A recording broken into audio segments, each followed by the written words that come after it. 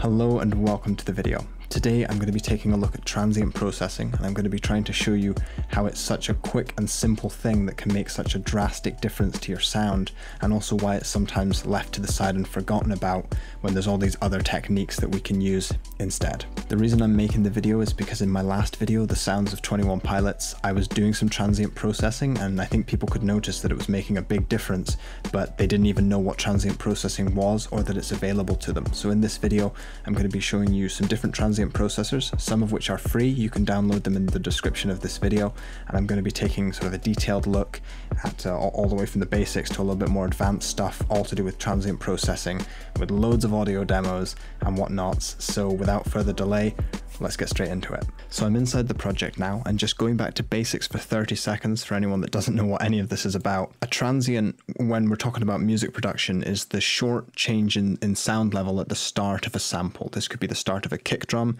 a snare, but it could also be, you know, at the start of a word and a vocal. And the transient is looking at this very short part of the signal at the front, and what we're trying to do is process that transient to make it either sort of jump up more quickly and be sharper, more spiky, or we're trying to round off that transient, remove some energy, and make it sit further back in the mix. So some transient processors, such as this one inside FL Studio, you have to pay a little bit extra to get this one. This is very advanced. It's got all sorts of different controls on it. And then there's other ones, free and paid for, that are much more simple, like Bittersweet here. And I've left a few more different ones in the description that I trust, with just one dial and then a few other little controls that you can tweak.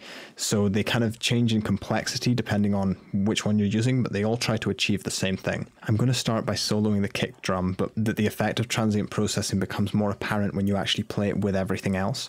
But just to explain the effect first, I'm going to just play this kick drum, and I'm really just going to be looking at the attack dial here.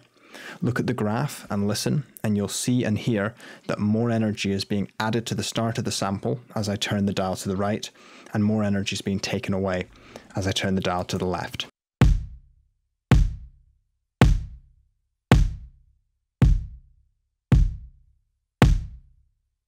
This particular transient processor also has a release dial, and this is looking at the end of the sample. So where that decay happens, it's either going to try and pull up the decay or subdue it. And this can make the kick either sound very punchy and tight or very big and roomy.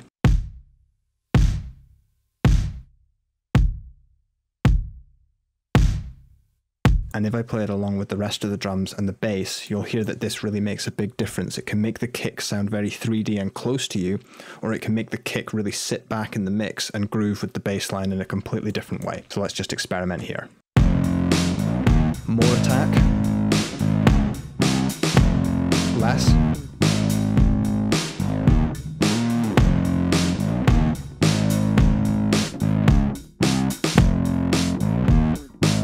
You hear the way it's very soft now, and now it's very punchy. Pull the other release up. The kick becomes a lot bigger. Now it's really punchy and tight. Let's make it a bit bigger. So you can see that you have such a wide variety of ways to shape the sound, even with just one plugin, where usually to achieve this sort of shaping, I would be looking at the sample's attack and release envelopes and compressing it as well. But often when you start compressing, when you're a beginner at least, you can start adjusting the ratio, attack, release, and all that stuff.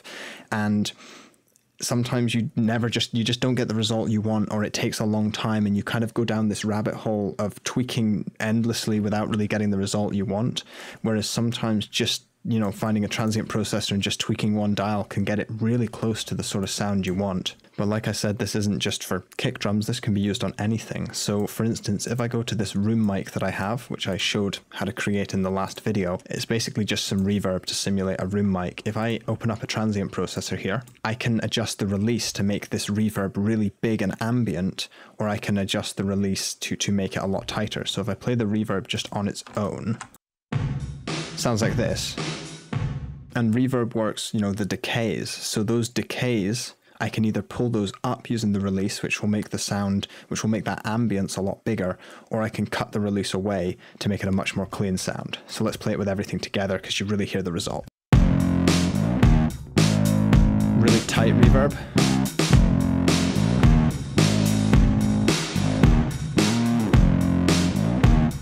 just blending a subtle amount can just make it really come to life, or just clean it up a lot. It might be that maybe in your verse you want to keep it nice and clean, and then when your chorus comes in you need more energy, you could just pull up that release a little bit and just give everything just a little bit more energy, a little bit more fullness. So you can really use this for anything, and I think a lot of beginners, when they're first shown this, it just opens up a huge world of possibilities, because it's like compression made simple. You can't do everything with it, you can't do all of your compression needs with it, but a lot of the time if you're looking for quick sample adjustment, this is just the way to go, and it's sometimes just easier to use a transient processor. So looking at that again, if I go to my whole drum bus, I'm going to show you a different plugin, which is called Bittersweet here. And if I remember rightly, bitter means more spiky, more transient. Sweet means more smoothed off. So if I play this on the whole drum bus, the drums should become more spiky and aggressive, and then they should sort of sit further back in the mix. I'm going to play in a different part of the song because I'm getting a little bit bored of this one. Here we go.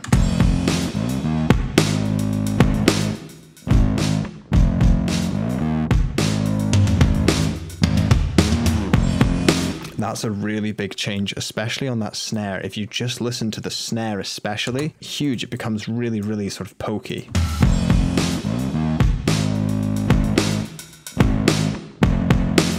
Wow, it just becomes, it's sort of like tightening that drum up, to be honest. I'm just going to show this in more detail just on those toms there. So if I try to sort of highlight the toms just on their own, and I go to the transient processor here. So what I'm going to do is just adjust the attack and release, and you'll hear that it's sort of like tightening the drum up. If your drums have already been recorded or you're using samples, it's a good way to manipulate those, because I can't go back and tune this tom drum. I can't put a different skin on it, use a different stick, or play it in a different way, but using the transient processor is going to completely change it up.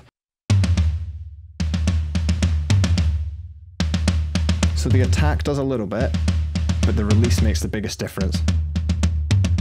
Get rid of all of that ambience. Make it really, really loose. Now if I play the rest of the drum bus along, and I have this transient processor here,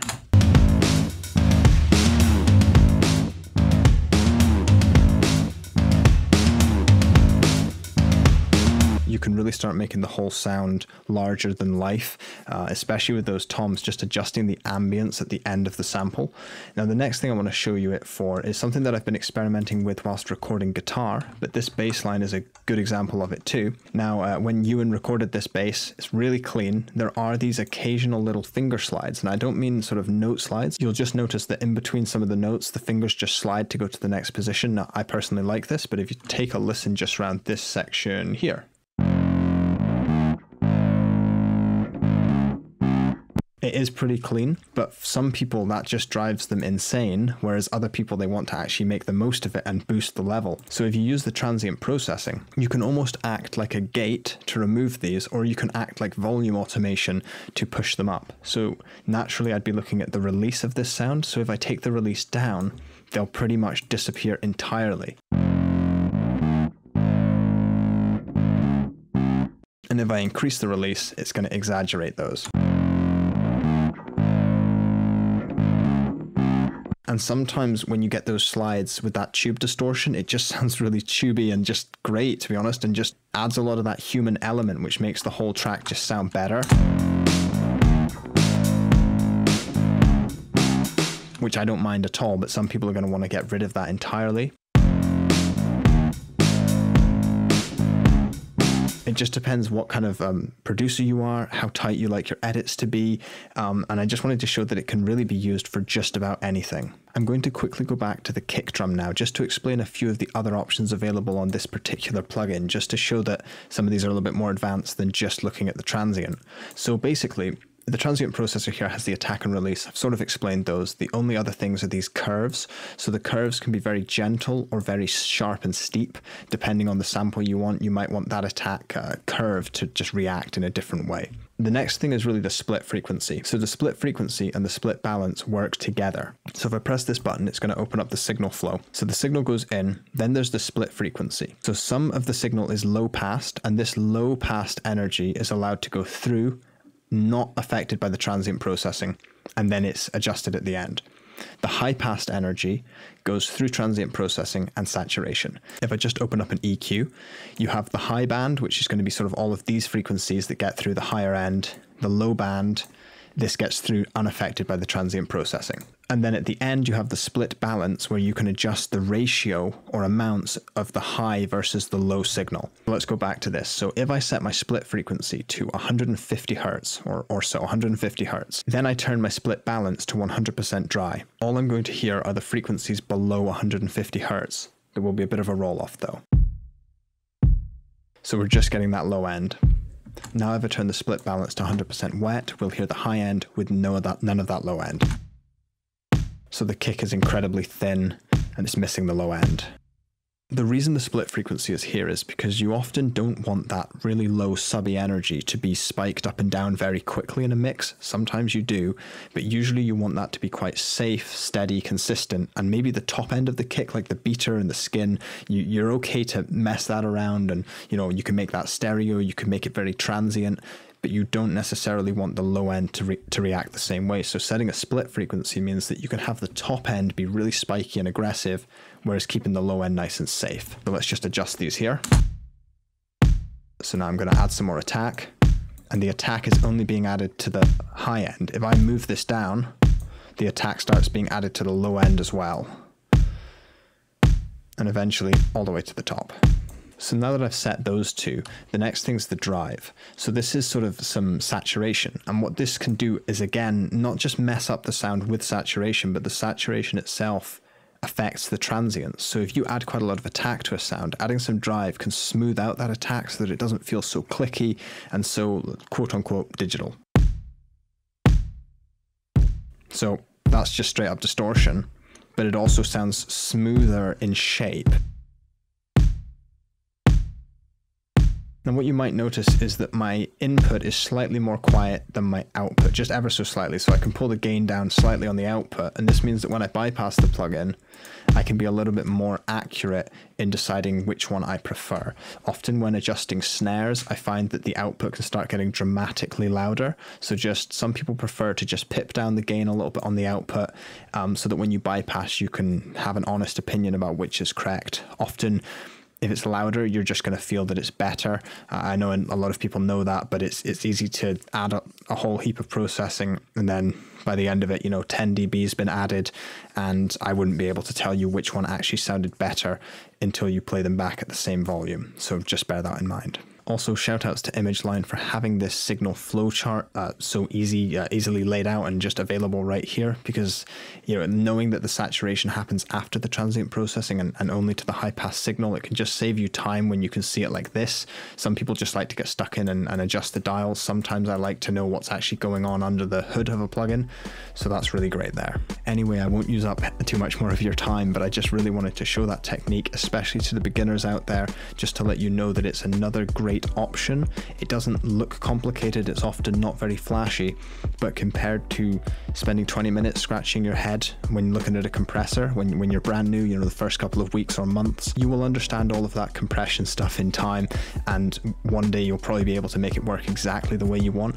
But even to this day, sometimes when I'm compressing a snare drum, I can spend 5-10 minutes and I just don't have the result I want, and I can just pull open a transient processor, pull the release up a bit, and then there's all that fullness and thickness that I was looking for ages, and I didn't have to worry about a thing. So anyway, thank you very much for watching. I hope you enjoyed the video. I hope you have a great week, and I hope to see you in the next one too. Bye for now.